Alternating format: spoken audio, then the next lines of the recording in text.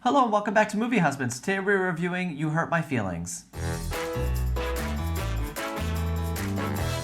Directed by Nicole Holofcener, a novelist's long-standing marriage is suddenly upended when she overhears her husband give his honest reaction to her latest book. The film stars Julia Louis-Dreyfus and Tobias Menzies. So Jeffrey, what did you think about You Hurt My Feelings? So I want to start by just talking a little bit about Nicole Holofcener. She's a filmmaker and particularly a screenwriter I've respected for a long time. I was familiar with her work with Enough Said. There's another great film she made for Netflix called The Land of Steady Habits that I liked quite a bit.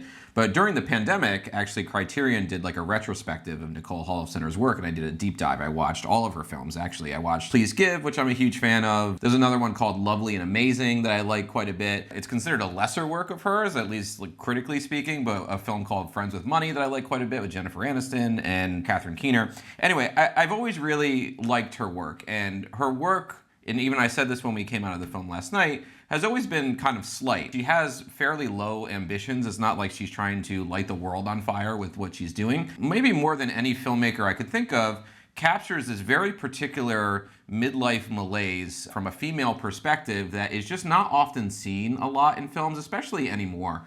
We used to have a lot of mid-budget adult comedies. Movies that adults would go out on a date night and see a film that was about them. It was about middle-aged people dealing with middle-aged problems in a funny and heartfelt way. I think Nicole Holofcener has a very particular place among these filmmakers, making these films in a very neurotic, funny, detailed fashion that get at real issues that you have in your middle age. Yeah, I completely agree. And also, you noted Enough Said, which is funny. This is like a little side note story, but we had assumed that I hadn't seen a Nicole Holofcener movie, so you wanted to show me Enough Said. And as the movie was progressing, we realized that I had already seen this movie. Yeah, which is maybe her sweetest film, actually. She's not a super cynical filmmaker, but some of her other films I think are a bit more biting and satiric than that film is. But anyhow, I love that film just as much. Yeah, and I think a lot of those things that you are talking about just made its way into this film as well. The dialogue is very witty and also very dense in the meaning of that it goes by at a very brisk pace and you don't feel overwhelmed by the density of the dialogue, but you do have to pay attention because there's a lot there in the dialogue. A lot is happening and going on that you have to just pay attention to. We had this unfortunate instance in our theater where the movie kept freezing like every few minutes. Yeah, so just to back up for like the audience, our like art house theater, if the film is really small, they have these two side theaters that only have maybe 20 people, and they typically play them from a screener. So they're actually playing from like a Blu-ray disc, and the DVD basically just kept skipping. It didn't harm the movie at all for me, but it was kind of annoying every once in a while. Yeah, there was a couple of moments. There's like a moment with a very intimate conversation between Julia Louis-Dreyfus' character, Tobias Menzies' character, and their son. I think it's Owen Teague? Teague? Yeah, it's Owen Teague? Okay. Apologize for getting that wrong. But they're having this intimate family moment, and he says something of great importance that affects Julia Louis-Dreyfus' character. Clearly the crux of the scene. Yeah, the crux of the scene, and the movie freezes and then just skips that little part. So all we missed was exactly what he said. So we still don't know what he said. Well, by context, you can figure it out. Yeah, by context and her reaction, you could tell it was something that really impacted her character. Going back to my original point, was just there's a lot of detail in a lot of these conversations that matter in terms of the character developments. I just love how this movie take something that would normally really have an impact on a relationship, but because these people are so welcoming and inviting people with good hearts and good intentions, they actually make something of this situation, which is something I highly respect. There are just so many great layers of conversations in these films. There's a great joke about executive producers in the marijuana store that comes back a couple of times. It's just very funny. It's almost like the humor of recognition. Like when I'm watching the film, I laugh out loud because it's something I recognize from my own life in such a particular way that I haven't seen shown on film before. And Nicole Holofcener has always kind of embodied a lot of those particular neurotic details to me. We put a little emphasis on the stories of like middle-aged adults and their process through their marriage going on, but there is also attention to detail to the young characters in this film as well. The idea of that shows more of how you are young and you have all these ideas and things you want to achieve in your life, and just the beginnings of that is pretty shitty. Like nothing is actually really good that you produce at that age, Yeah. but you're learning and you're growing, and I think this movie makes a great joke of that in a very lighthearted, understanding way, rather than just pointing and mocking somebody for that. Most of the situations revolve around this idea of the white lie. Is it more prudent and more understanding of somebody's feelings to lie to them and tell them that their work is great or that their outfit looks wonderful? Or is it more prudent to always tell them the truth and say, that's not so great, maybe you should work on it a bit more? The film wrestles with that in a really interesting way. Julia Louis-Dreyfus's character had always assumed that her husband was giving her very sound advice, and apparently for the most part he was.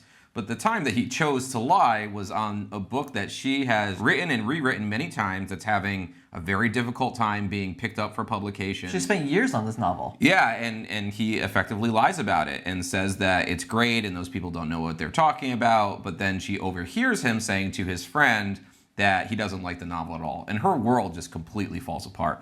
And I think we can all identify with this idea that there's a certain perception of ourselves that we put out into the world, and we expect that perception to be put back on us to make us feel good about who we are. And when people shatter that perception, it can be really devastating, and that can be a searing indictment in some cases, and other times it can just be human nature. I think this film exemplifies that so well. And also, Tobias Menzies, who plays her husband, Don, he is a therapist, and he overhears clients of his talking about how he is as a therapist, which is typically very negative. I think one of the clients calls him like pointless or worthless, like the session on the way out the door. And so this has harbored something within him that he's struggling dealing with this because he's hearing them saying it, but they don't know that he's been hearing them saying it. I listened to an interview with Nicole Holofcener and Julia Louis-Dreyfus, and she was talking in particular about that character's vanity. He has kind of the same thing I was just explaining with Julia Louis-Dreyfus, that he has a certain perception of himself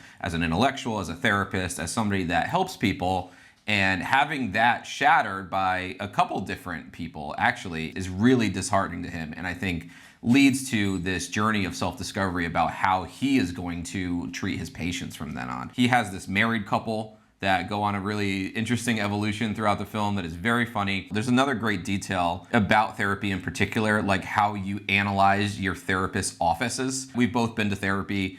There's particular paintings up. I'm like, why are these paintings here? There's one patient that's remarking on his trash can, way overanalyzing what his trash can is about. I've always taken a particular interest of when my therapist is writing something down versus when they're not. Or somehow we're psychoanalyzing the person psychoanalyzing they us. somehow have unlocked a key part of something that I'm going to understand later. So anyway, it's observations about modern therapy and our perceptions of being the therapist's office I thought was very funny. All right, so you ready to go to grades? Yeah, I'm going to give this a B, which for how positive I sound maybe sounds too low. I can't think of any huge flaw with the film aside from that it's just kind of slight. It's really looking to reflect, I think, a lot of modern anxieties in the 2020s about being middle-aged and the particular things that they deal with, and focusing in on this idea of the white lie. I thought it was very funny. I thought it was very sharp. I love seeing Julia Louis-Dreyfus not only on screen but in films. If you look at her filmography, she really does not make many films. I love seeing her in Nicole Holofcener films in particular. I thought it was a really funny adult comedy, and I hope they make more films like this. Yeah, I completely agree. And just to add, I thought it was just very sweet as well. I think Julia and Tobias, they have like a really great connection in this movie. They have, their chemistry is like really there. Very well done movie. I really enjoyed myself. I'm gonna give it a B+. I had a great time. I thought this was just a very comforting movie. Easy breezy. It was like 90 minutes. It felt tight. It felt good. Even films that we've liked, there are so many slogs. Even the things I'm reading about at Cannes, I'm like, oh, another 2.5 hour movie. There's so many slogs. This movie was like in and out, sharp as hell, tight, great. Yeah. And it made for a great date night movie. It was just like we went out to dinner, then we went out and saw the movie, and then we were home still by 8:30, and it was great. Yeah, it was awesome. All right, and that's it for our review of You Hurt My Feelings. You Hurt My Feelings is now in theaters, so go check it out. If you've already seen the film, let us know in the comments what you thought of the movie. As always, thank you guys for watching, and we'll see you next time.